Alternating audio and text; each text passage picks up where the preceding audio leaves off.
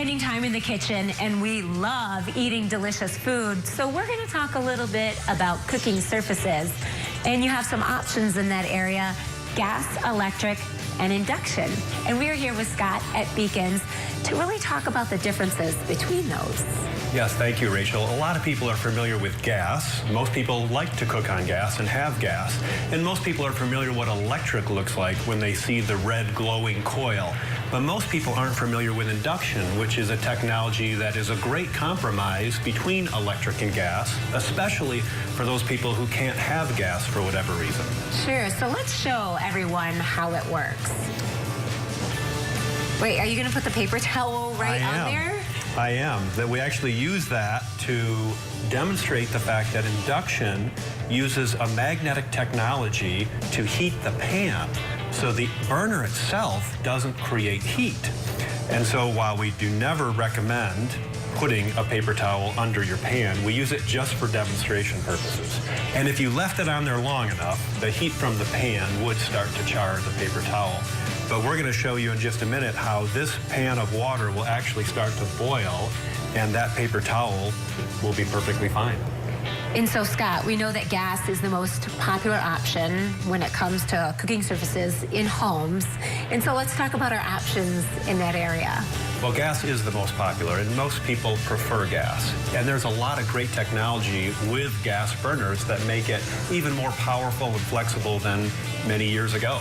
So the gas is a great option, but you still have the grates and the burners you have to clean around, which some people, they don't like that so much. So having a smooth, clean surface with the speed and responsiveness of gas, they like that combination. Yeah. Okay. Moving on to electric, because we see that as well. We do see electric. Most people don't prefer electric, though I will say this: if you have been raised using electric, you're probably going to have a period of getting used to if you change to a product like gas, because electric has a different response time. It cooks differently. So people who are used to doing electric, just know that if you're going to switch, there's going to be a little training period there that you'll have to get used to it.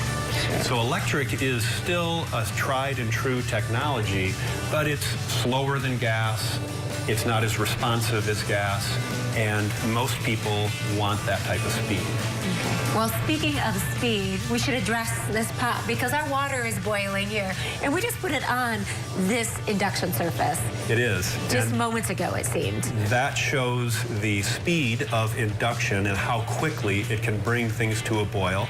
It actually is faster than gas, and it's very responsive. And what I mean by responsive is, with gas, what we love about it is that we can turn it on high and it's instant heat, but we can also turn it off very quickly and that heat is gone right away.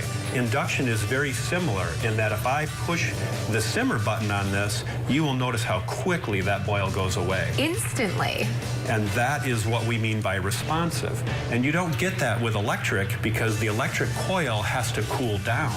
So your product will still continue to heat for quite some time after you turn it off. Sure, so let's remove this now because we had made one point that this is usable space for our countertop also. You just put your hand on what was making this pot boil a minute ago. Correct, and this surface is warm, but the thing to understand is that because it's not creating heat from the element itself, the only heat that's getting into this top comes from the pan.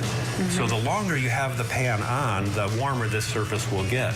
But it's very different from an electric where the heat is coming from below the surface, which means that it's going to heat this cooktop up very quickly. And how wonderful to be able to come to the Bekins showroom to be able to see this technology in action, feel it, and try to picture it in our own home. That's very important because with a technology like induction, there's a few things that we tell people you need to know about. Number one, the pan has to be magnetic.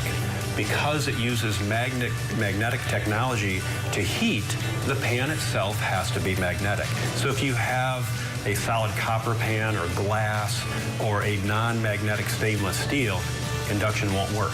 So it's important to understand that you may need to buy a new pan set if you want to do induction.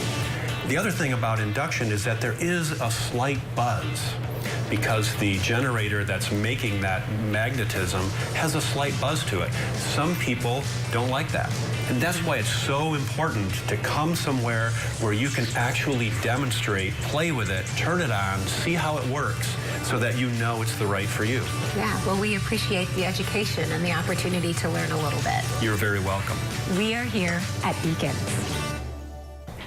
Yeah, Wow. That's so cool. And you know, you look at just what a huge impact having the right appliances I love can make. Bekins. I've gone there, and it's just, you look at things and you didn't even know it existed that you could get to. Oh yeah, so some folks may be unfamiliar with that induction technology, but of course you can sense it can sense the magnetic pan, and it won't turn on and create heat if there isn't a magnetic pan on the cooktop. Amazing, amazing. Pretty cool stuff. If you're looking for help in choosing what option might be right for you, you can stop by Bekins live showroom and test it out. The live showroom is located at the Bekins location on 28th Street in Grand Rapids.